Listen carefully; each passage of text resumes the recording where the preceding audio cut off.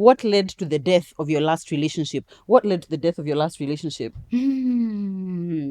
I feel like it was a death. It was like an underneath death. You know, I feel like there was lack of alignment. I feel like there was definitely lack of trust. I think there was a bit of contempt. I'm not gonna lie. On your part? I think so, yeah. Hi guys, Murugi Muni here. It's Lydia KM. And we're back again with another episode of The Messy In Between. It's definitely TMI.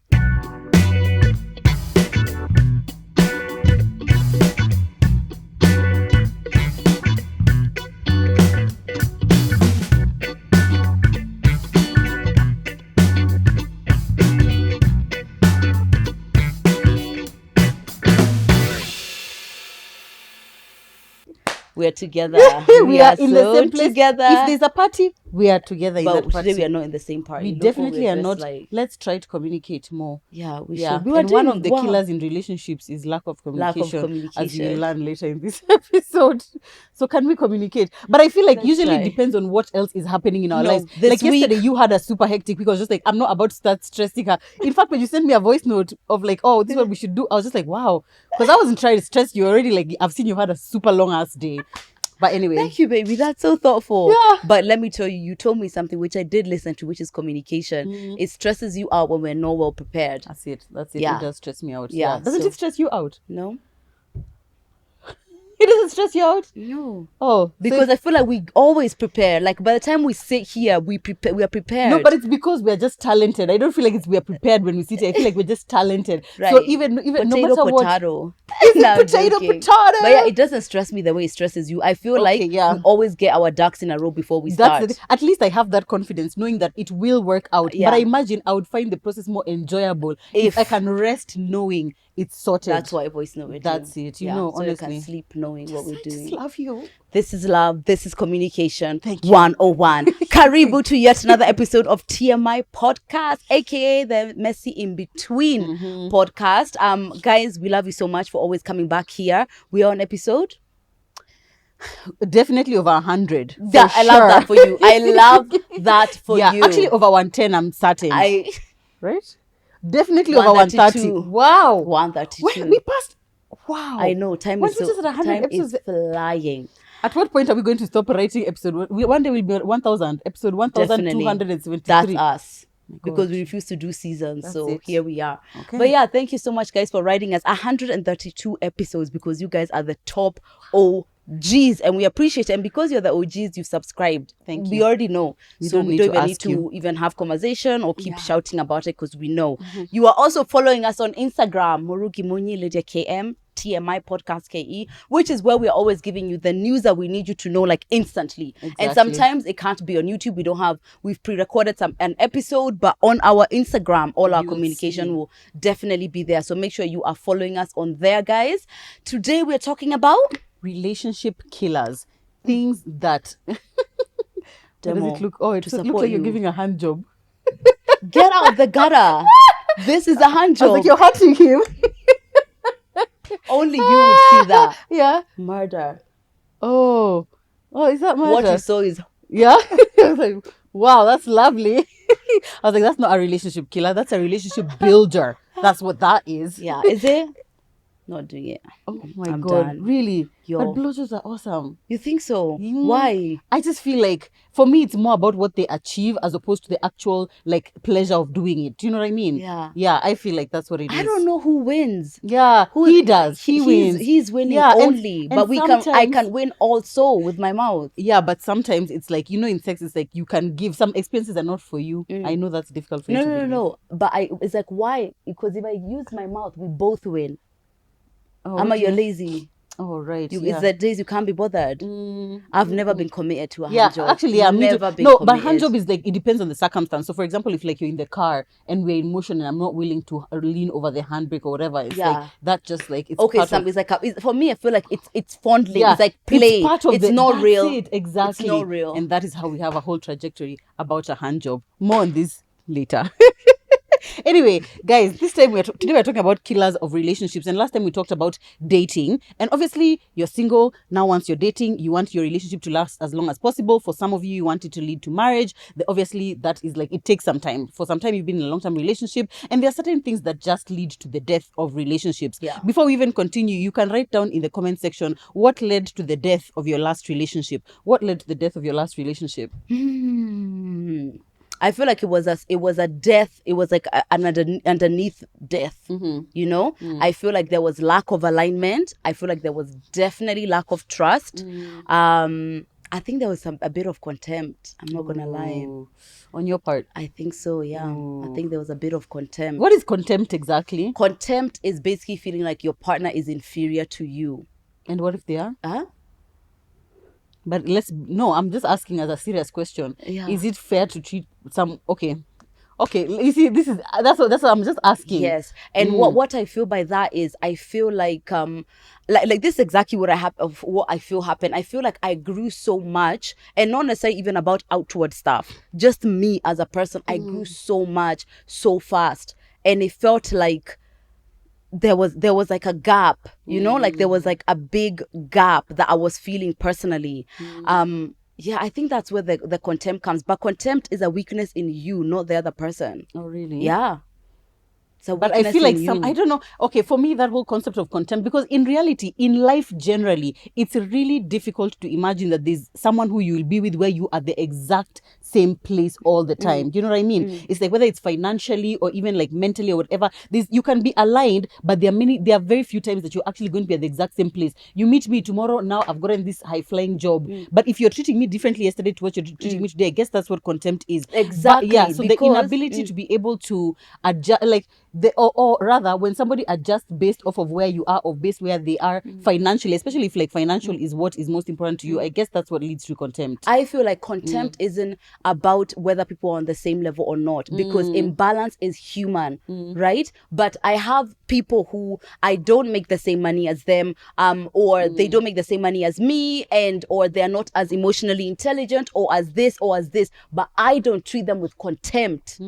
Imbalance is not the cause of necessarily contempt. Contempt is because the person's value isn't in this one thing that you're seeing. It's more like you're resentful of them for not being what you think they ought to be. And don't you find it interesting though that in friendships it's a lot easier to be able to deal with those imbalances? I don't know why. I just feel like in friendships, it doesn't feel like it's that significant that I earn this and you earn this. Yeah. But in relationships, I feel like the imbalance causes, I don't know why, it just suddenly causes some kind of friction. Yeah. I don't know why. For me, it was mostly just like feeling, I can't explain that feeling. But do you know what? I felt like it was more towards myself.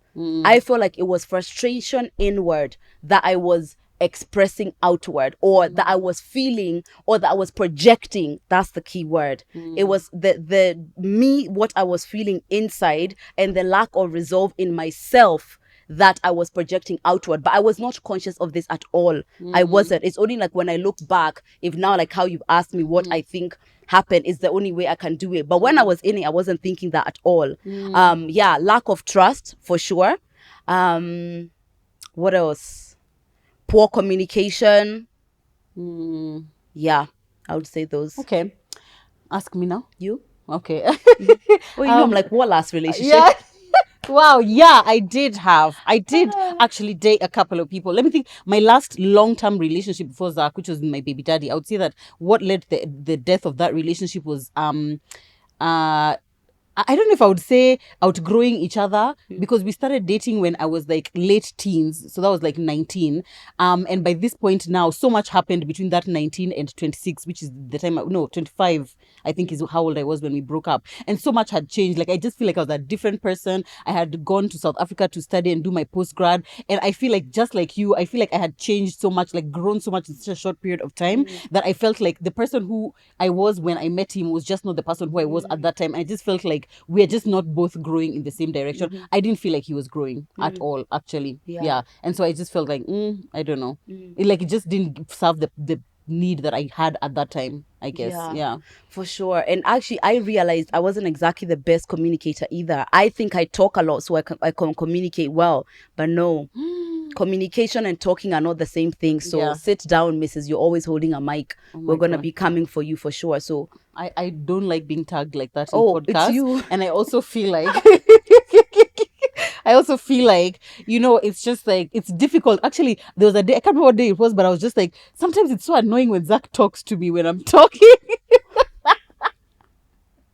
I was just like, I just want to tell you how my day was. And now why are you telling me about yours? Like, are you serious? I want to be like, yeah, Lydia did this, and then we did this. Oh, we shot this. Then once he starts saying, oh yeah, we had a meeting. I'm just like, oh, it's his turn. It's his fucking I hate this turn. Give and take in relationships, and that could be one of the killers. That could be one of the killers, baby. Anyway, communication is effectively effectively sharing what you're feeling, what you're going through to the other partner without insulting, shouting, being mean, being cruel. And then, listen to this, guys. Listening to them. Ding, ding, ding. Sometimes I have to be so intentional about like fixing my face so that I'm not looking like, You're not a good listener. You are not a good listener, Joe. But I'm intentional. You are not a good listener. But I just wish, first of all, people need to talk faster, because I feel like when I'm giving my story, I give enough detail for it to be juicy, but it ends in enough time for you to just be able to process. You are not a good listener. In fact, it's difficult for me too. Like, if I talk to you, there's no way you finish listening to me without your phone in your hand. No, I don't. Because of those times when we're in the bed. Today I was talking to you right here. I was talking to you today. I was talking to you right now after the first episode. No. I was talking to you. Yes, I was. I was telling you. Oh, yeah. Yeah. You said that? Yes. Oh, wow. And you literally picked up your phone. But you ate, right? She's pretending that she's like, yeah. Like, we're talking. We are going to address this later on, because we won't let this lack of adequate communication to kill our relationship. Yeah, I feel like I've had to accept, guys. If I really want to be listened to, I can go elsewhere. Fuck you. Shida Nyangu, who's telling me to talk to her. There you go. First mistake. It's you. Anyway, guys, so when you Google what kills relationships, there's a a study that a gentleman did a while ago. He's called Gottman, and I think he came up with this principle called the 4 horsemen relationship killers, which he defines as, he says they are criticism. I feel like the one goes without saying. Yeah. And it's just like, it's one of those, that's almost a silent killer, because it's like, sometimes you don't realize you're criticizing someone all the time, but every single time you see them, you're just like, hey, your shirt is looking how, the way you combed your hair, like really tiny comments come, yeah, me too, which just come naturally. Literally, you have to suppress them. Anyway, number 2, defensiveness. You never accept when your partner says, oh, this is something you did that hurt me. All you do is explain why you did it. Say, but I'm not a bad person. You don't want it to seem like you're a bad person. So you try to explain away what it Chelsea is. from Love is Blind. Chelsea, hello, we hope you're watching. Number 3, contempt, which is what Lydia was saying. Treating somebody as if they're like inferior. Yeah. And then lastly, stonewalling. Silent treatment, things like that. It's just kind of like you withhold affection, affirmation whenever someone is trying to communicate with you. I feel like I can see how these things are like relationship killers, but I think other people usually think about things like money, in-laws, etc, but I don't think those things necessarily are the things which kill relationships. I think not being able to deal with them in an effective way, thereby leading to these things, is what actually kills the relationship. I just thought of a podcast which I was listening to, and it was about like love, right? We'll have a link down below. And what he was saying is that we are all little wounded children, or we're just little wounded children. And it's hard for us sometimes to accept that you're in an adult body, but you're acting like a child. So really, for example, your husband does something so tiny and you feel almost embarrassed to share that thing bothered you. But the little girl in you is bothered as hell. Yeah. So then now you hold it in, and then maybe you lash out later because you didn't have it in you to be vulnerable to share this thing. So it's like what we think we're arguing about is in our adult body. So now like the in-laws and all those are in the adult world, right? But the things that are really eating things are the things that are going on in our inner child, in between us, in our inner child. Yeah. You shouted at me like the way my mom used to shout at me. You did this the way my dad used to. Those are the things that are chewing us. Oh my God. Please link that for us down below so we can go and cry. Yeah, I will, because he was just like, oh, he's so funny as well. He said like, okay, so he was like, now somebody is trying to communicate to their husband. So you think that I was a bit okay, I won't ruin it for you guys because it was a really funny joke. But he was saying is that some things you table to someone that are bothering you is like, really? Are you serious? Yeah. Are you an adult? But the truth is, like, we're emotional children. So we've got to be observant about what's going on in our emotional world first. That's what's actually But so then how do you temper then what is like a real issue versus what is not? Like, is everything that bothers you worth bringing up? That's my question. I don't know. You got to decide how much it bothers you. Is this a passing thing or is this like a consistent thing? For example, when I talk to you and you pick up your phone, I don't feel heard. Just an example. I'm just throwing it out there for in case somebody else has something like this. You know, it's like, is this one of those, or is it like, oh, okay, today I know she's really busy. Like, I know like she has like the wild thing coming up, she just can't right now. Depends. You have no goddamn anything. Oh, I thought you were just saying you understand. We are going to talk about this afterwards, guys. My wife is well taken care of in our relationship. She's doing okay. She's happy. Aren't you happy, darling? Okay, guys, so let's go through the list. And as we said this is because you used to be single. Now you've had a relationship. Here are the things that you can do and make sure that you're keeping on top of so that it doesn't kill your relationship. And you both got to be doing it. So we're not giving you all of the burden. But if you're watching this with your man, hi man, we're glad that you're here. Exactly. So the first one of the things that actually is one of the things that is terrible for a relationship killer is lack of intimacy. We've talked about this before, and intimacy doesn't always mean sex. Yeah. Murugi has left the conversation, but when she gets back, I would like to actually cancel that opinion of me that I'm all about sex. By the way, guys, I've really grown and changed as a person. You know, I'm 34 now, and I've really changed as a person. Yeah. Every time you say that. Yeah, I've really changed as a person, guys. I realized that as I get older, sex is still super important to me, but other things are now getting to be as important as sex. That's what I can say. Like, for example, you know,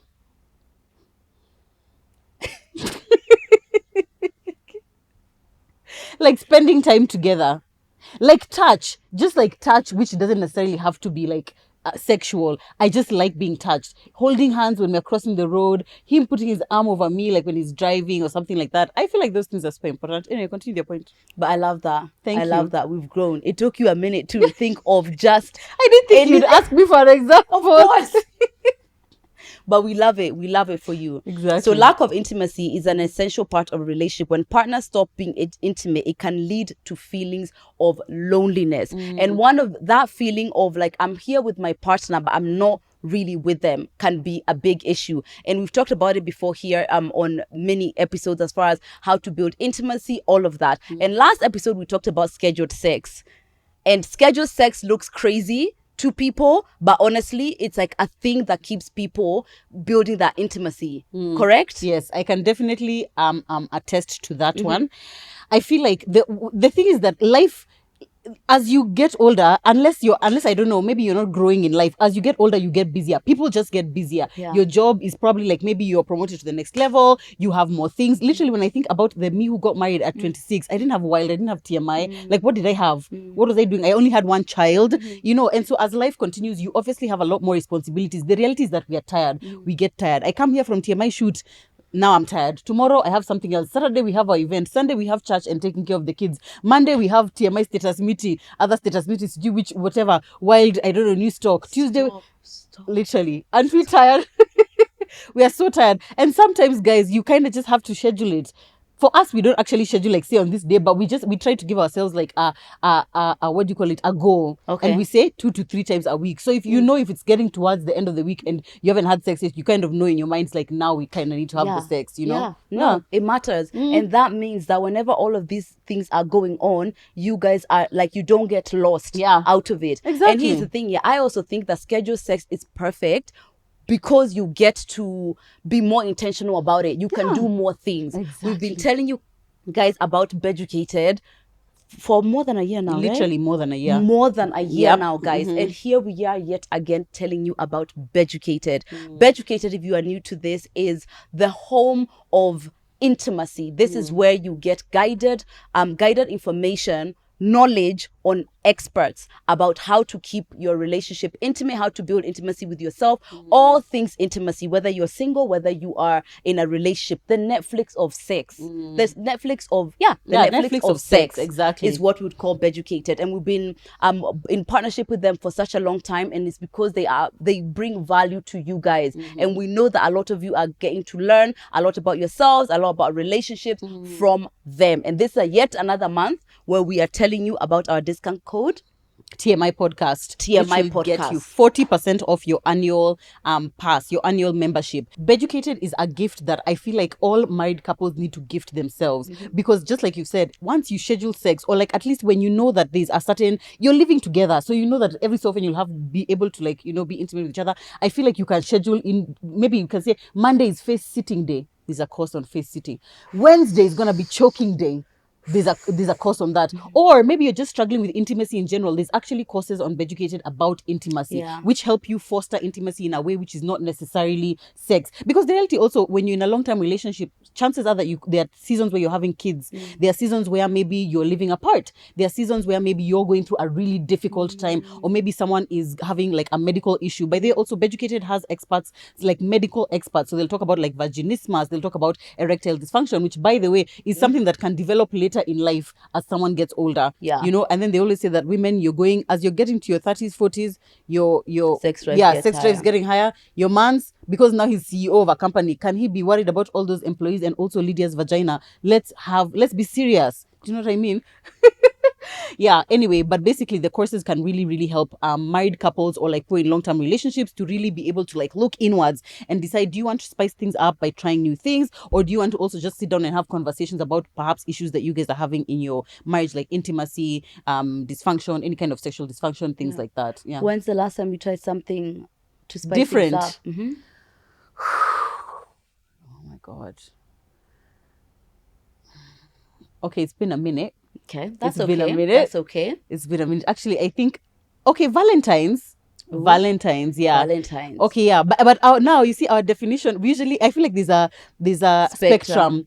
So like now we are planning to go to Diani. So sometimes when it's like we have a trip coming up, I save all the cool things that I want to try, the cool things I want to do for the trip. So like now this is a good time for me to now go and Beducate and be like, this one we can try, this one we can try, G-Watch, and plan ahead. BDSM. Smart. In case you need tools.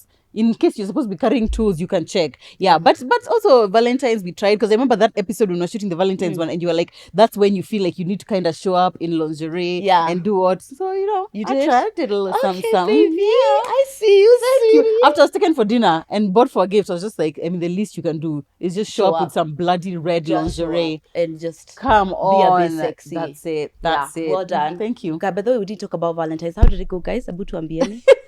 When was the last time you tried something new sexually? Oh God, it's been forever. It's been long. It's been forever. Yeah. Oh my God. You remember?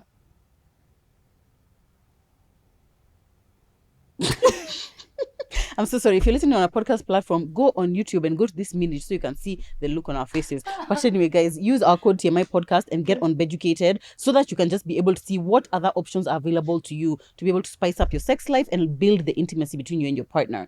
Because that's a big one. I feel like actually if you Google do sexless marriages survive, I can't remember why I was Googling that one time, but I was like, do sexless marriages survive? Yeah. But it said a lot of sexless marriages do survive, but it needs to be between two people who aren't like sexual people generally. Right. So if it's just like, in fact, I even found like videos of couples who is just like, we haven't had sex. We only have sex once when we're trying to conceive. And then another time after a few years when they're trying to conceive again. And in between, no, they just don't believe in that. And I was like, wow. So anyway, unless that's you, but it's true. But if it's one partner is unsatisfied, I can see how. And the reality is, one more thing I wanted to share is that I saw someone else mentioning on Instagram that sex or like intimacy is like how you take your car to the garage for oiling, and to be put like for service kind of thing. It's what just allows it to run smoothly. So it can run without the intimacy, without the sex, or things spiced up, but it just runs smoother. It's just better. It's easier. It's just like you have sex and it's just like, oh, you're feeling close to your partner. Now you can bring up that thing that you were talking about, which before both parties were like kind of like, anxious about, but now you can talk about them. No, I couldn't live without intimacy. Oh my God. But without intimacy. Sex I could possibly live without. But you would prefer not to have to live without it, right? Or anytime when I have actual intimacy, sex is there. Sex is definitely Sex is there. For me, intimacy is like it's all part of the same. It is. Oh, something else that leads to okay, fine. We didn't even define what lack of communication is. But I feel like people know. You do? Lack of communication. Because people think it's just about talking. I would say, okay, fine. To me, what do I feel? I feel like for me, communication encompasses you just being open and honest about what you're feeling about anything, and trusting that can be met with understanding and validation, whether or not I agree with what it is that you're saying. And I feel like naturally I'm an open communicator personally, for me to you, from me to my man. Now, as for the receiving, that's where it's difficult, and that's where, let me stop you right goddamn there. And this is exactly why I'm saying we need to define it. Because you talk and you will say what is happening, but it will be on the surface that you're comfortable with. It's not really on this layer that we said is actually sometimes the issue. Because I know, like, when it's something very vulnerable, like, you know, like you've been made to feel small or something like that, that is not what you are not saying that minute. But you know, the reality is that it's not that I'm conscious, like that's how I'm feeling, and so I'm not saying it. It's that maybe I'm not even conscious that it's that little me, you see. So it's not that I'm feeling it and I'm hiding it, because as far as like the conscious me knows, I am communicating. Although Therapy Joe now is like very conscious about like, okay, I'm leading with anger, so this made me angry, but what about it made you angry? It's because you feel like taken advantage of or not prioritized or whatever. And why is that important to you? Because you see, now is when I'm learning how to drill down, but before it was just kind of like, it made me angry, say sorry for upsetting me and making me angry now. Exactly. And to be honest, it's like a tool that you get as you get older. But then what happens is that if you're saying you're angry, we are not really getting to what's actually happening. So yes, you're communicating, you are actually really infuriated that this person is not taking your anger seriously, but he's just trying to grasp what about this is happening. But you're like, I don't care, I am angry, say sorry. But is that would that really be communication? Because if he was like that as well, you'd be like, you know, I'm sorry you're angry, but what you want to get as far as communication is the truth of why he's angry. And if you can't communicate that, then you don't feel like he's communicating. And can I tell you something? I've realized that actually many adults can't communicate. Many adults do not know how to communicate. We talk a lot, we might even listen, but are you actually hearing? Are you actually being able to say? And for you to be able to say how you're feeling, you have to actually acknowledge and know. And then in therapy, by the way, I don't know to tell you guys, go to therapy, because Therapy Joe, I'm a different person. Actually, being. Even a muscle which, again, communication, I feel like is a muscle which you need to keep exercising for you to get better at it. But being able to hear that you have hurt someone, that is like one of the most difficult things for me ever, like in life, literally. Because me, all I hear is you're a bad person. You are not. I gave you my heart and you're breaking it, or you know, you did this thing. You're just not good at loving people. Like, it's actually, I find it so difficult to manage that. It is really, really hard. That idea of like not being inherently good really fucks your self-image. It's like, wait, so I'm not a floating angel. And isn't it enough that I'm making an effort to Why would nice? you even tell me I've hurt That's you? it, exactly. Why would you even go as far as hurting me this much? Exactly. Why but you every 2 minutes you've hurt me. You've made me angry. Say sorry. You're terrible. You know, but when it's you hearing that you hurt someone else, that's really difficult. No, it's difficult, Yeah, but you know something which I find, I don't know if it's like toxic or whatever, but if someone tells me that they've hurt me and we're able to process through that, it's that intimacy of the fact that we talked about this thing and it was like raw and we were vulnerable. That connection to me is like the freshest and purest intimacy. You're right. I just wish we could cut to that part. Couldn't we just from past the Yeah. tears Oh and my the God. Actually, yeah. and then Hearing get that to you've that. heard someone. Oh my God, that's horrible. That's Yeah. so. I'm getting better at it because I guess I'm forgiving my humanity a lot more. Yeah. So if I can hear I'm allowed someone, to make a mistake. Yeah. I'm able to hear it a bit more without like my self-image crashing down, because now my self-image encompasses my flaws too, not just like my good bits. Yeah. So it's like, oh yeah, that makes sense because, you know, I'm imperfect. Flaws. Imagine. What are those? So what those are, baby? Hizo sijasikia. Hizo sijasikia. Another one is a lack of emotional support. In any healthy relationship, partners should provide emotional support for each other. When partners don't feel supported, they feel isolated and disconnected. This is why a big reason why, if you're going to date somebody who doesn't know how to be emotionally present for you, just hold tight for the ride. Oh my God. Hold tight for the ride. And I remember one of my exes told me, what if I'm not good with dealing with other people's grief? You know what it's giving? I'm scared of cheating on you. Definitely. It's giving. Because what I was communicating was that, like, you know, it's like, this is what I'm feeling, like, these are my emotions right now. What's your reaction? Like, you know, it's like, are you dead inside? You know, it's like I was stunned that there was no, like, you know, hey, like, you know, the natural thing that just comes. You would like, do so, and it was like in the beginning parts of like being this close with him. So I was confused, you know, and I was just telling him, like, you know, and he was just like, what if he's not good at dealing with other people's griefs? But when somebody is emotionally removed away from themselves, they can't do that for you. Yeah. You know, but then, you know, even then I didn't have the language or the vocabulary to be able to understand what was going on. Yeah. But yeah, and let me tell you, it's the most isolating and painful experiences to be emotional in front of someone and they don't know how to like come to you in a way that makes you feel supported. Yeah. And I feel like with such things, even just any form of basic humanity that a person has, if they have even a basic form, the kind where even when you see a child who is not related to you crying, you would think, oh, let me give them a hug or whatever. Even that basic one of where maybe you start being vulnerable and they don't know what to say, but surely they can see, if I hold Lydia or if I give her a hug, she'll feel supported and that I'm here. Because sometimes that's really all that you need. Just be able to talk, cry on someone and just, you know, just feel like, okay, he's not judging me for crying. That in itself also is enough. Yeah, I guess so. But I also feel like what was adding to the situation is that I was an anxious attacher without the tools and the skills to emotionally regulate and self-soothe. So it's not that I'm expecting you to come at your 50. I need you to come the whole 100 because I don't know how to deal with my own feelings and my own shit. Yeah, that's so tough. It's like, hello, as opposed to if I had already emotionally regulated and I had already self-soothed myself, then there are 50% wouldn't be that much. Yeah. You know? So it was a really tricky combination. Yeah.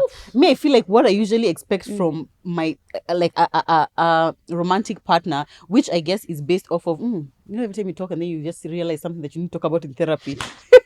I feel like me, what I like to give people, somebody, like let's say my romantic partner, is some level of basic empathy, you know, of just like, I hear you, I feel so sorry that you're going through this, I'm so sorry.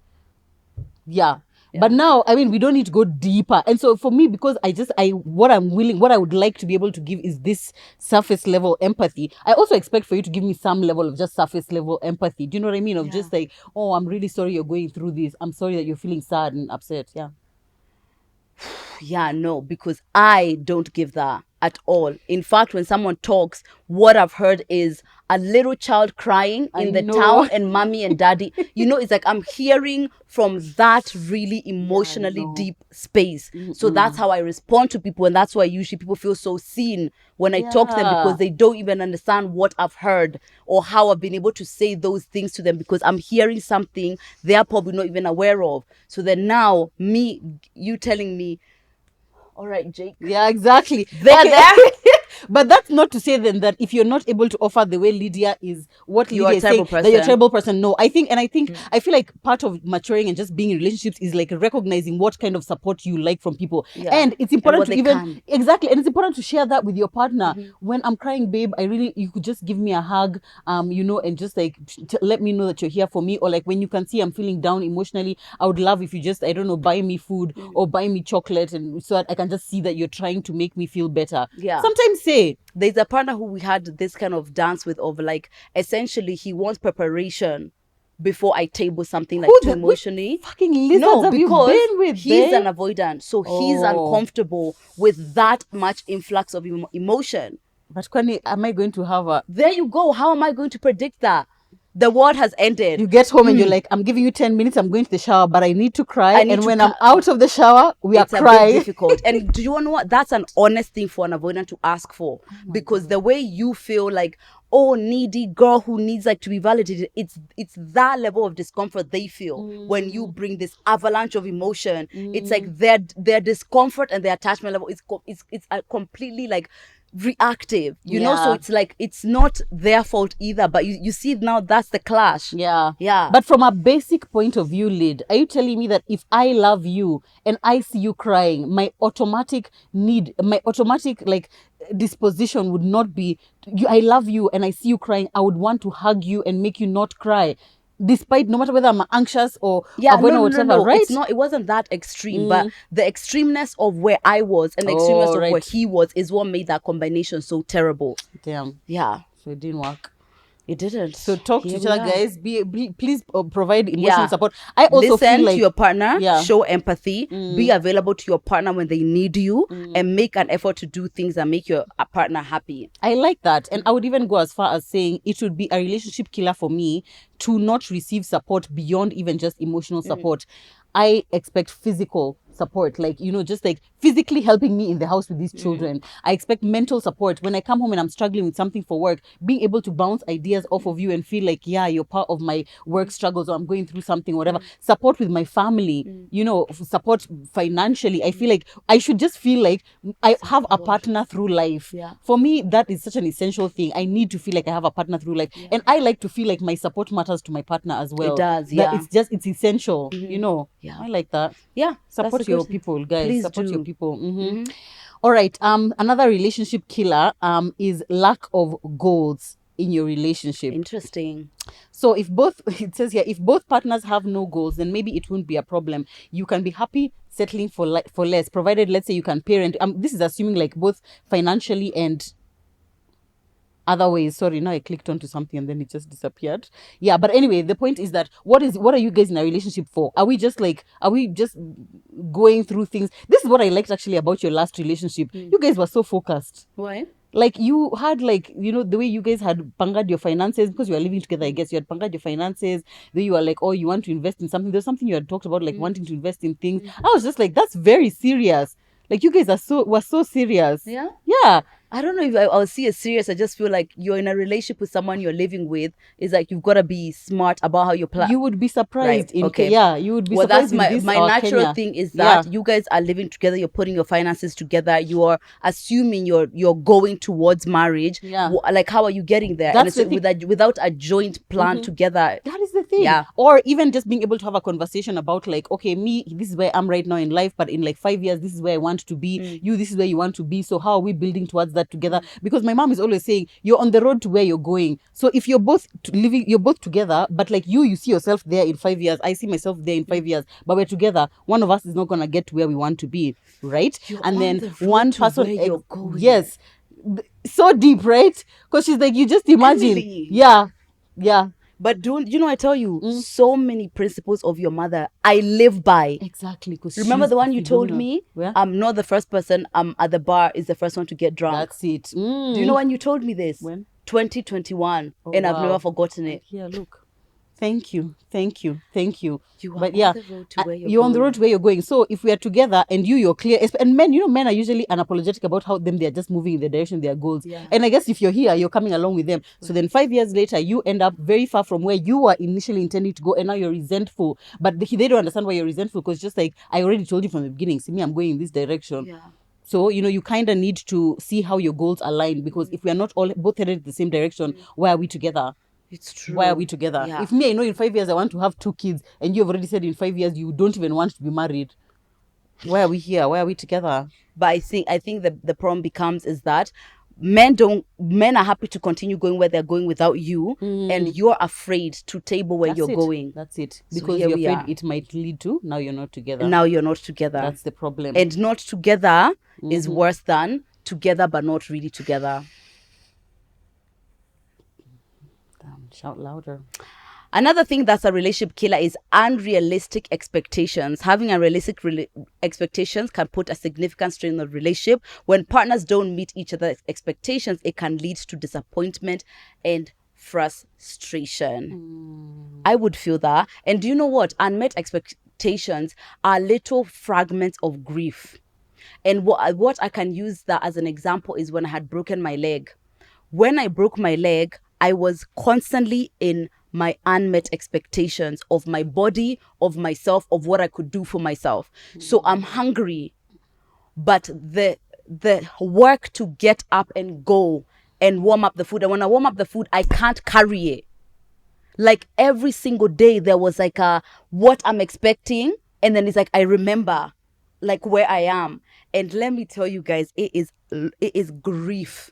It is grief consistently. So assuming you're with someone and like, let's say it's an emotional perspective, they're not meeting your emotional needs. Every time they don't, that unmet expectation is like it piles on to that feeling of like I'm not worthy, or I don't feel loved, and they pile on bit by bit. In fact, I think the longer now the older I get, the more I'm just like, relationships are not the big stuff. The big stuff is like it's those tiny little things every day. Now, wow. I feel like the concept of unmet expectations for me feels like it's like the outcome of something not having happened before. One, and I think, I don't know why, I just feel like it's more women who find themselves in these kinds of situations than men, not being able to communicate what your expectations are to begin with. Because women hardly ever. You don't want to rock the boat. You don't want him to feel like you're pushing too hard. You don't want him. So you have an expectation that when we go to dinner, you're going to be the one who pays. You have an expectation that, I don't know, you're going to come and visit my family every so often, or you're going to pick up my mom's call. You have expectations that you're not being able to communicate to your partner. And then we get upset when they are not met. That's a problem. Or like how we were saying in the last episode, tell me what you imagine marriage is going to be, so I can tell you if that's an expectation I'm able to meet. Because the last thing you want is to be in a marriage, and then now every single day, every day is unmet expectations. Yeah. However, I also feel like unmet expectations can be like a general way in which like life can just take you in a certain direction. Your expectation is that when we get married, we're now going to move to this nice house or whatever. But then maybe we get married, you lose your job. I get demoted. Now our lives, we're just living in unmet expectations. Those ones, I feel like it's easier to ride the wave. But when it's something you've not communicated to your partner, but still you're expecting them to just imagine. Again, Valentine's, how we're always saying, like, you just sitting there imagining that he's going to buy you a gift. Him, he didn't even know Valentine's is tomorrow. Yeah. And also I feel like another thing when you said that broad thing is expectations created by media. Oh, right, yeah. What do you think a man is supposed to be like? Let's say, for example, you didn't see that modeled, or maybe you saw that modeled and it was terrible. So now you've like clung on to what Hollywood says about how men should be, how relationships should look like, how love should feel like, especially that, how love should feel like. And here you are, Johnny from Kiambu.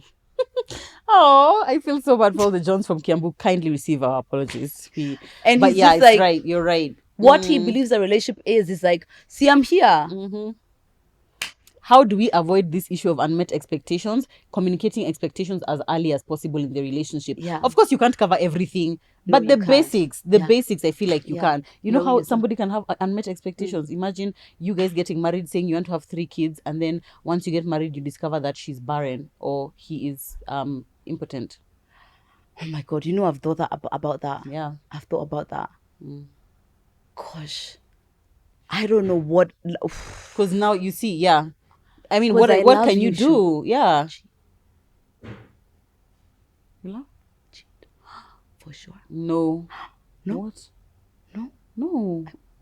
Huh? So I won't have kids? Yeah. You can't. Yeah.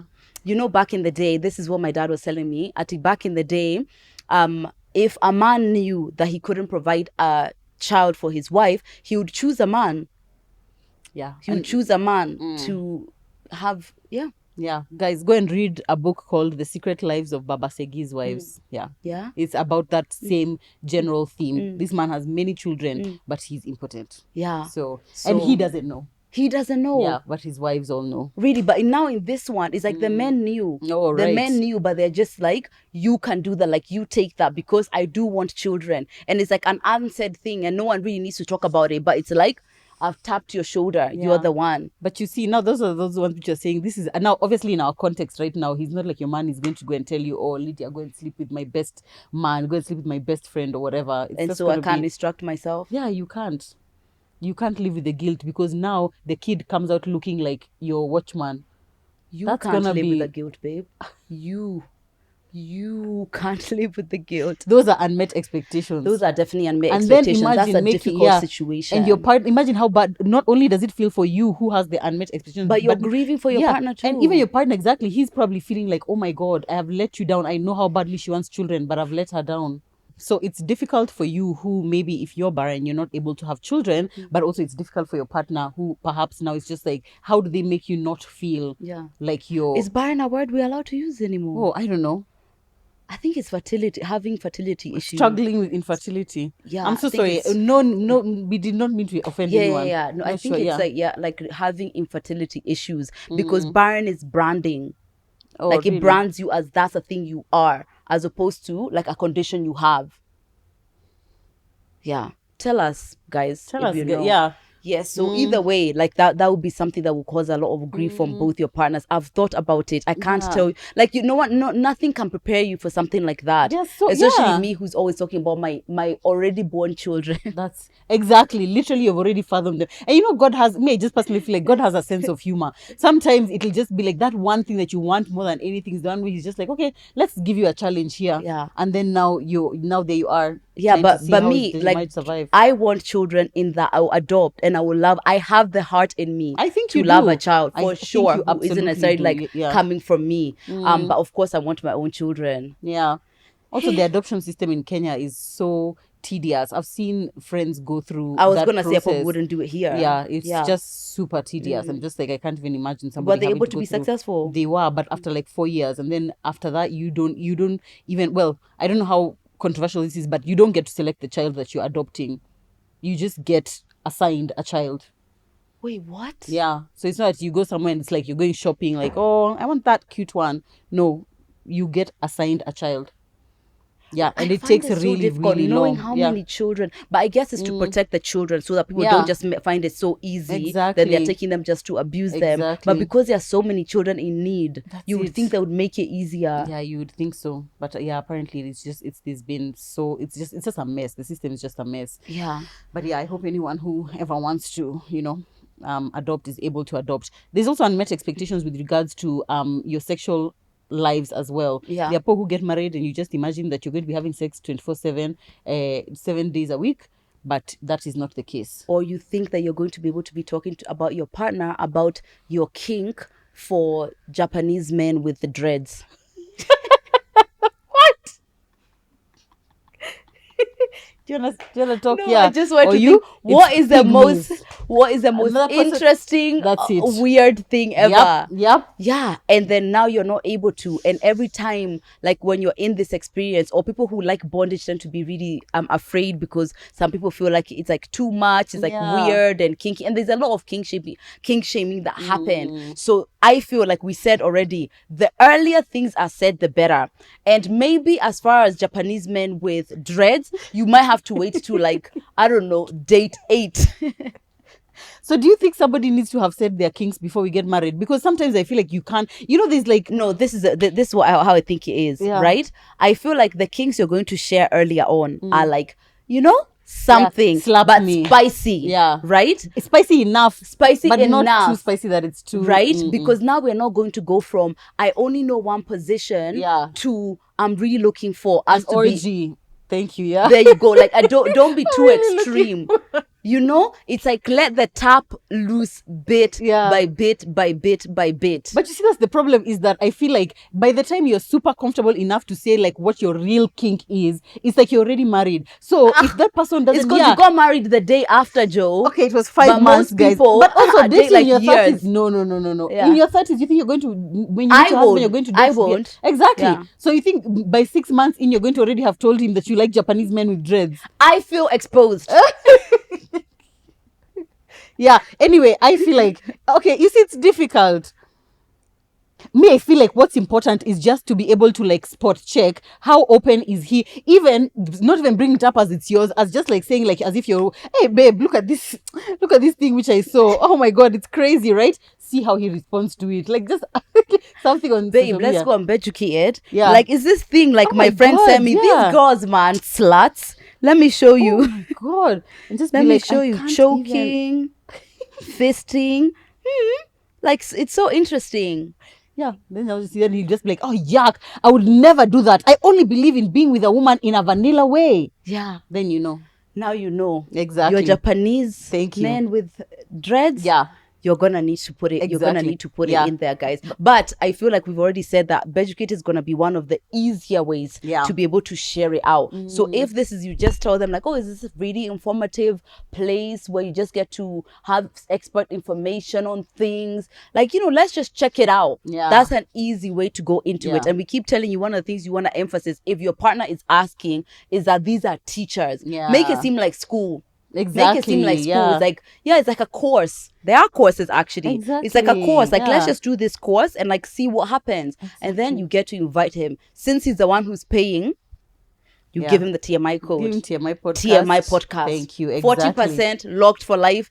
You're happy. You live happily ever after. Literally, yeah. Will you come back in the comments to tell us? No, you will not. Can I also just say that I feel like, I've experienced this, but I feel like Beducated is really good foreplay. Yeah. Like just sending the For link sure. to the course and just being like, babe, go to minute 23 or whatever. And then just saying, oh, you see this technique By of the like time I come home. the anal plug. You see how just the technique is whatever. Yeah, it's a really nice course on like toys, sex toys between like in a relationship, like spicing things up and things like that. Just guys. You're not an anal queen anymore. You're Yeah, retired. you know, I'm a retired 30s. anal queen. Oh my god. Maybe when I go to Diani. Niombeeni. Tutakuombea. Exactly. You're going on the same Thursday, Yeah. which would be 14th. Tushaenda. Oh, right. We've come back. Oh, right. By Yeah. the time they're watching. Yeah. We've So come our back. trip was really great. How was your My trip was so good. Like, it was unbelievable. Yeah, I had so much fun with my man on that trip. We Yeah. really used to be educated a lot. Nice. Thank you so much. All right. Another relationship killer, and I know this one is like, will come as no shock, codependency. So codependency during a relationship is when someone dedicates themselves to making their partner happy and the partner enables this behavior. It's more than being clingy or really in tune with your partner. One person finds no joy in life other than doing any and everything to please their partner, while the other soaks it all up with no care that their partner has no life. In other words, one person needs someone and the other needs to be required. But that's many relationships. Yeah, that's very many relationships. Many relationships. Yeah. Yep. Yeah. And a it's- lot of us, mostly people who are anxious attachers, what we tell ourselves is that we are good girlfriends, we are good wives, understanding. I'm devoted, I'm understanding, I just want to love him. Literally, and you've changed everything. Nothing is going on with your life. Your job is barely being kept together. There's a time I was in a relationship like that, where I was so heavily codependent that I was so preoccupied with the relationship. You know, it's like I could see myself deteriorating. I wasn't doing the same things that I wanted to do. Like, Yeah. Oh my god. I vowed last time though that I wasn't going. I was going going to to try do to that. keep as much of my life as possible. In fact, after that last relationship, my life just felt like everything continued to the did. beat. I Thank really God. fought. I Yeah. fought to keep that because it's like something in me sometimes to be codependent. Yeah. But yeah, I tried. this Exactly. time. It can really be easy. It can feel very natural to just be like everything is about this person. And it's just like, 24/7. in the morning it's just about getting up, making him breakfast, waiting when he's gone, it's making him lunch which you're going to send to him in the office. Then now, waiting for dinner time, waiting whatever you've run a bath. And don't get us wrong, guys. There's nothing wrong with loving on your man. In fact, we encourage it. We do. Here on this podcast, we encourage it. However, you need to have your own life. Yeah. You just must have your own life. It needs to be that you have. In fact, I feel like that even makes somebody a lot more attractive. It makes a woman a lot more attractive. I have my own thing. I have my own bag. I have my own interests. But also, we can do things together. I feel like what is the value in just us? It's everything is just about me. In fact, it's suffocating. Yeah. Frankly. I feel like it could be, but I feel like there's also men who love that. Oh yeah, There's many men who love that. It's like, first of all, it's like if all you're doing is me, I am your source of life. I just, what are you going to do? But why would you if you like the me? Yeah, but that's the power. It's power. They like that because it gives power. It gives power to them. So then now it's like situation where it's like he's trying to act up.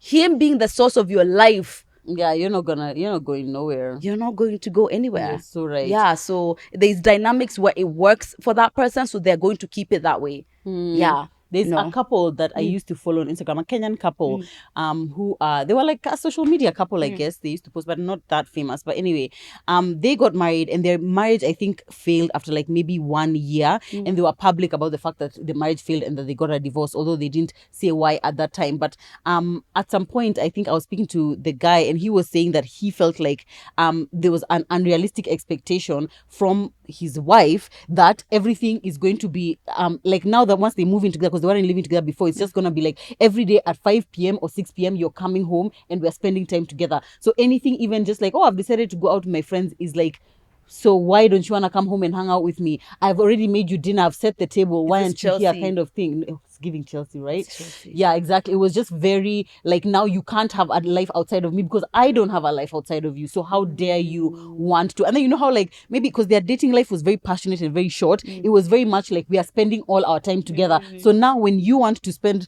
time doing something else, which makes sense because like now we live together, like we see each other all the time, you know. And yeah, but that just didn't work because now it was too stifling for him. He kept feeling like he's letting her down by wanting to live his life because she didn't have a life on her own, you know. And so yeah, that was very unfortunate. Oh my God, that's terrible. Yeah. So one thing for me is like, I want in my next relationship is that I want somebody who has like an infrastructure with like friends and like things like that. That's important because, by the way, majority of this same podcast, which we linked below, was saying how studies have shown that a widow dies almost immediately after, like when you're old. Widowers were good. Living life is fine because majority. Widower is the man. Oh no, widower is the man. Yeah. So the widower dies almost immediately, but the widow can survive because she has a community. She has a community. Men tend to say women is their best friend. Women, not that many.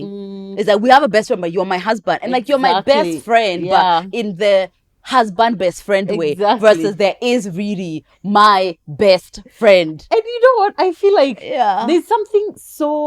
there's something amazing about like being out in life, doing things that my husband is not part of at all, you know, just like your own things, your business, your watch, your work and whatever, and him doing his things, and then being able to come together into these things that we have together, you know, kind of thing. So it's not just like everything is dependent on each other. That you having your thing, me having my thing, us having our thing together, and me being able to tell you, oh, this is what happened in my world while we were apart, and that's what happened in your world. That's the beautiful part about marriage and about long-term relationships. I mean, now people don't have that. I think it's because that comes from a place of security. If you're insecure, or maybe you haven't got the same infrastructures as your husband or something, it might feel like a rejection. It might feel like, where are you going? Yeah. So you have the option of coming home to me and going out with your friends, and you're choosing your friends over me. Exactly. Why is it a competition? In the same breath, I guess another relationship killer is jealousy and possessiveness. Jealousy and possessiveness are often signs of insecurity and can be extremely damaging to a relationship. When partners don't trust each other, it can lead to arguments, resentment, and even the end of the relationship. Oh dear. Yeah, I'm not a jealous person at all. Sometimes I actually feel like there's something wrong with that. Like I'm not. But then I've dated someone who's jealous, and the problem with that is I cannot resonate with what is happening here, because I am with you. I've told you I'm with you. I am coming home with you, but I happen to talk to another person at a party you're at. How can that be a problem? Is jealous equals insecure? No, I feel like there are feelings of jealousy that come from like this primal part where you have an imagined and is this is not from that podcast, another one. Anyway, is it comes from this like primal thing of like the idea that somebody might take away what's yours. It's like there's a primalness that sometimes can come. However, consistently feeling jealous, especially when it's unfounded, I think that's a problem. 100%. Yeah. But I feel like you can't be jealous. You can't.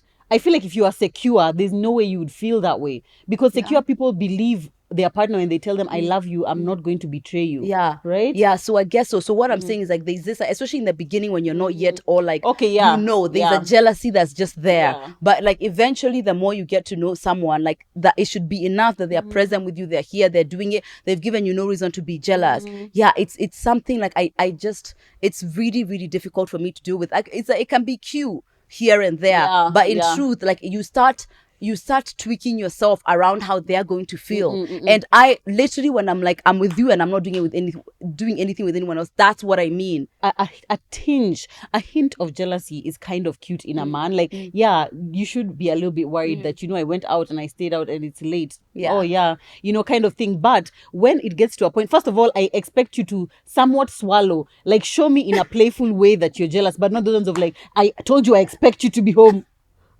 Wait, what? That stopped being cute. It needs to just be like the cute kind of jealousy. Yeah. Now once it becomes like I'm scared of you, I'm running to get home. Lydia, I have to go. We have to finish now because if Zach gets home before me, what are we doing? Yeah. What are we doing? Yeah, and no. Do you know what? It doesn't start that way. Yeah. You just find yourself that way, you know? Or something like, my sister was telling me that was when I was in that relationship, is like, I would constantly be so observant around my phone. I don't remember this.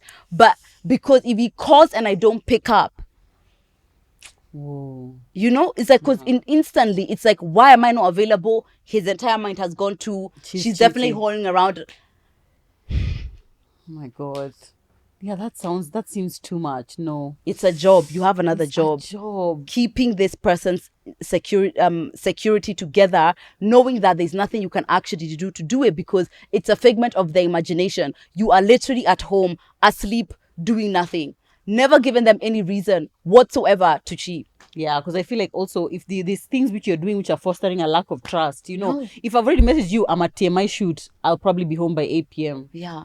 And do you know what, guys? Yeah, I'm like the easiest person, I guess, to fuck around with, because when I say where I am, that's where I am. Like, that's just where I am. There's nothing else I could possibly be doing. So now maybe if you're not like that, you don't believe what I'm doing. So then that's why you need to keep checking in and because you're assuming I'm doing you the way you're doing me. Yeah. Oh, psychotic. God. And I think there was a dilemma episode where somebody was asking, like, somebody who's always calling me, and I told them it bugs me and stuff.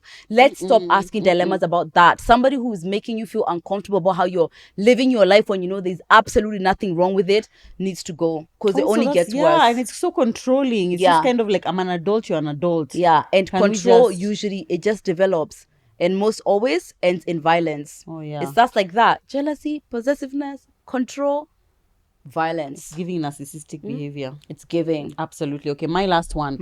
Another relationship killer: unwillingness to cooperate or compromise.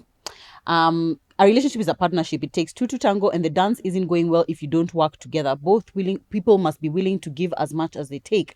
While your relationship may seem like a match made in heaven, you must remember that you're two. You're not going to do everything precisely alike, so you need to be able to compromise. There can be no cooperation without a bit of compromise. I feel like, having been in a relationship now for with Zach for maybe 7-8 years, I realized that this especially shows up in the small things. Sometimes it's just like, you'll get married to someone because generally your values align. Christianity, how we raise our kids, we want them to go to a good school, we believe in education, we believe in faithfulness, honesty, whatever. But now small things such as this weekend your mom wants us to go and visit her, but I already told my mom that we are going for a road trip to Embu. Small things like that. I've realized that life is lived in those moments. Life is lived in those tiny little things where it's just like, you think we should do this, I think we should do this. Another example, something that Zach and I frequently have butt heads about, is like medicine. Zach has a more laissez-faire approach to medicine. Whereas for me, it needs to be like, I need to really have a reason to give medicine. Whereas for him, it's like, instead she's like, oh, she has a headache, we should give her some Panadol. Me, I'll always be like, let's wait and see. And then later when I've assessed, like, okay, it's like really serious, I will be like, okay, let's do this and this and this. But I'm not quick to rush to medicine. He is like, he studied biochem, so I don't know if that's the reason why he's very medicine oriented. But for me, it's like, I need to have a concrete reason. But that's one of those things where it's just like, we compromise sometimes. So sometimes I'm just like, okay, he said he seems passionate. Do you see what I was saying? Who is more passionate about it? He seems passionate about, like, I really want to give her the Panadol or the Calpol or whatever. I'm like, okay, give her. I wouldn't have given her if I was here by myself, or when he was away in the UK. But now that he's here and he said, is this a hill I'm willing to die on? No. You kind of just compromise. If it's something to do with family, it's like, oh, there's someone's Rurashio, I don't even know that person, I don't want to go. But you know what? I'm going to compromise and we're going to go. Next time you compromise and you come to mine. That element of being able to be like, I do you, next time you do me, next time it's like, you disagree, but it's like, Sawa, mom has said or dad has said, you do it. That is essential in marriages. It is essential in relationships. Yeah. And that one is like it's a rubber meets the road kind of thing, because it's so annoying. You're just like, I'm an adult. I should be able to decide. I don't want to go somewhere this Saturday, and you can. But is that going to be good for your marriage? Yeah. Is it good for your relationship? I don't think I've ever found it difficult to be like that, like to do it for someone else. I'm trying to see. Yeah, I've dated people who can do that too. Yeah, I can see how that's a lot though, because it's like, this is permanent, this is life. Yep. This is what we're doing forever. Exactly. Yeah. It's always. It's just like, you're two of you now. You can't just independently just make a decision. We are all doing this. Another thing we've faced is like churches. So when we first met, I was going to a different church where my parents go to church, and he was going to Mavuno. So we decided we'll all go to Mavuno. We started going there. At some point, I got a bit uncomfortable just because I feel like many people in the church knew about my platform, and I started feeling like I'm not able to like be myself, like fully myself. So I said we should switch. We changed churches. We started going to my parents' church where I was going before, which I love so much, but he's not comfortable with us going to my family's church, so he's like, let's find our own church. So we started looking, and now we've been looking. We went to Nairobi Baptist, now we're in this other one, but this other one now, it's like kind of like he's compromising, because for me, I love it so much. It's like one of those like kind of like churches, and he prefers more of like the Baptist approach, which is more like, is Baptist like me? I came from Catholic. Baptist is as loud as it needs to be. Oh no! Now compared to our church, Baptist is literally like we are asleep. Really? Yeah. Oh no! And this so this is as loud as it can ever be. So he prefers that one. But now it's just like one of those things of like, me, I'm really passionate about going to this church. Jenny Baptist, come to my one. My one is great. No. It's a good balance. There is noise. If you like noise, they make noise. They do make enough noise. Like, hey, it's like praise and worship. Is like jumping, kneeling, dance. We have a whole dance team on stage every single time we're having praise and worship, and now we all do the dance moves that they are doing. Girl, ours is like they'll do workout. Like a few 2 steps. Oh no. Ours is like literally like we are screaming and way. bringing them. Even like when we pray, I can't be like, I think I've said this before, in the churches where people are praying out loud. Yeah. It's like me, I'm praying my loud and you're praying your loud. Yeah. That's so distracting to me. Oh, now I'm thinking about what you're saying about your wife. Like, oh, what? She did what? Oh, Lord, send somebody. Because me, that's what I'm thinking. No, me, I like that super loud, super expressive, super just like out there. Yeah. But for him, he's more of like a quiet kind of thing. But it's just like now, so we both have said we are Christians. We are both in the church. But now, you're just going to have to come to mine. Well, you guys can both come to mine. No, yours is That's a true compromise, isn't it, guys? Isn't it? That's a true compromise. Instead of me and Zach, now me, Zach, and Lead. And Mukeni, Mutana, Ethan. Always. Oh, wow. Yeah. Are you going to be taking care of the kids? Oh, I want to be part of this. You just go to your seat. Oh, don't find me. It's me, you, Ethan, Mukeni, Mutana, and a daily cutie. By the way, Tana is the reason why I'm battling a cold right now. Yeah, by the way, Tana gave her a homer. Sorry. Yeah. Anyway, compromise is essential, guys. Yeah. But here's the thing. We discussed this before. When it comes to sex, compromise is a bit tricky. Yeah. Yeah. You want to go down on me. I don't want to go down on you. Yeah. Is that really compromising then? Then you have to give something in another area. Yeah. Yeah. Okay, fine. That's compromise. Yeah. You heard it here first. So exactly. What do they give? So for example, it's just like, okay, you don't want to go down on me. Then fine. What fisting? That's where we're going next. Oh, so he will do the fisting. Or whatever it is. You know what? One thing I told you guys about Beducated is sometimes you don't even realize that something is a possibility until you go there. Then you see, the number of times fisting. Let me tell you, I don't know. It looks interesting, but I don't think I would ever do it. The number of times I'm scrolling down and I'm just like. Because it's just like, so people are doing this. Okay, wow. Like then I'm about to do like tantric sex. Yeah, tantric massage kind of thing. And I'm just like, I would love to try something like that, like a tantric massage kind of thing. Yeah. Anyway, sometimes you never know. So maybe you're not willing to do X, Y, and Z, but you can do A, B, and C for your partner. Yes. And you can compromise. Let's stick to A, B, and C. And if he wants to do X, Y, Z, we'll walk that journey slowly and also cooperate. I'm cooperating by being on Beducated, and we can all discuss this together. Fine. That I can do. Also, what I find is that there's a lot of sexual experiences that are tied to some mental beliefs, some mental blockages, and with more information, if you expose yourself more, then it's a bit better. So for example, in the UK growing up, if you are a black girl and used to give head, worst. You're a hoe. Oh my God. Wow. Madness. I feel like the UK sex scene is like kind of, it's a bit constrained. I don't know how to explain it to you. Definitely not more than Africa, I imagine. So there's like more shaming about it sometimes. Like, especially like, I feel like for sure the black people, especially growing up versus the white, the sexual experience are very, very different as far as what's acceptable to do. Because I remember it was such a big thing for us to do it then. It was like this whoring, your nasty thing to do. And I don't know where it came from. That's crazy. Yeah. Just giving head. Yeah. I know. It was like, it's really interesting. It's very, very interesting. And it's like, it's kind of a bit stifling. I don't know if it's because we're trying to hold on to our cultures back home. So I don't know what happens with that sometimes. But I guess it's like coming up, Oloni exists and she's like the baddest. If she's thriving and living and being like this sex educator. So I guess it's getting better. But yeah, it was quite stifling. And it was just a mentality thing. So maybe somebody is coming saying they don't want to go down, but it's just this thing that I fear that they were probably ingrained in. So it takes a bit more steps. And so should we query? Should we query? What? Like, okay, so you say you don't want to go down on me. Do you know why?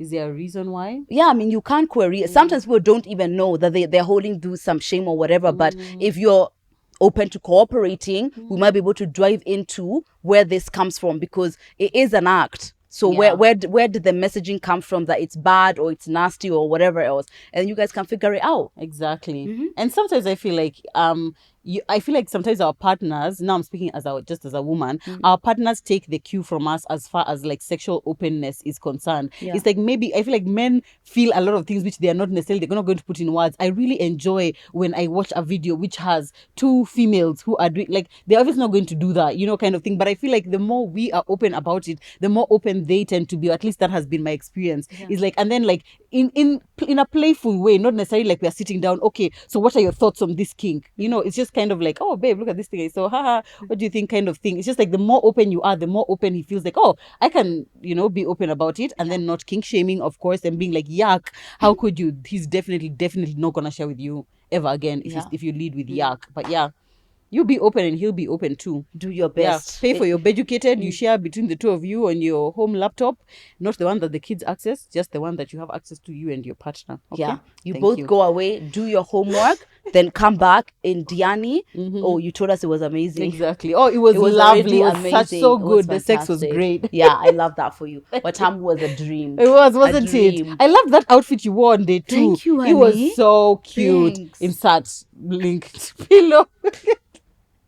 You fucking fake. Guys, there are many relationship killers, but humor is not one of them. So keep laughing, come on, keep playing, keep being playful with each other, and tell us some of the other relationship killers. Maybe if you're divorced, you're separated, you've gone through a breakup, what was the cause? What was the cause of it? And I know it's easy to just say the cheating at the end or the whatever, but see what other underlying issues may have been present underneath that. And if there are any of these issues that are around intimacy, you have Beducated. And you have a code, TMI Podcast, up 40% off your annual subscription, and it stands for life. You also get 24 hours to browse through before any commitment. Exactly. And you get a 14-day money-back guarantee, which means you can do your free trial, you can pay with your 40% off with the TMI podcast and code, cancel. But after 2 weeks, if you decide that it's not worth it, although I can guarantee you that you can't, and even in those 2 weeks, you will not be able to exhaust the hundreds of courses by experts that are on Beducated. Trust me, it is just such a useful resource, but only if you care about spicing up your sex life and your intimacy. If you're not interested in that, then this is not the platform for you. Okay? But anyway, guys, get on it there. Please let us know, as Lydia said, what are some relationship killers? Why did your last relationship end? I feel like that's something that I would want to Don't see on say because stories. it's a lizard. I know it is, but think deeper. And you chose the lizard. So they chose the lizard. So my choice was the reason. That was the reason. Are we willing to sit with that? That's a question for you. Anyway, thank you, Beducated, for working with us for yet another episode. We love Beducated. They literally see these lights. Beducated keeps these lights on. We thank you. We appreciate you. And you guys, thank you for watching, and thank you for interacting with us. We'll see you in the next episode. Bye.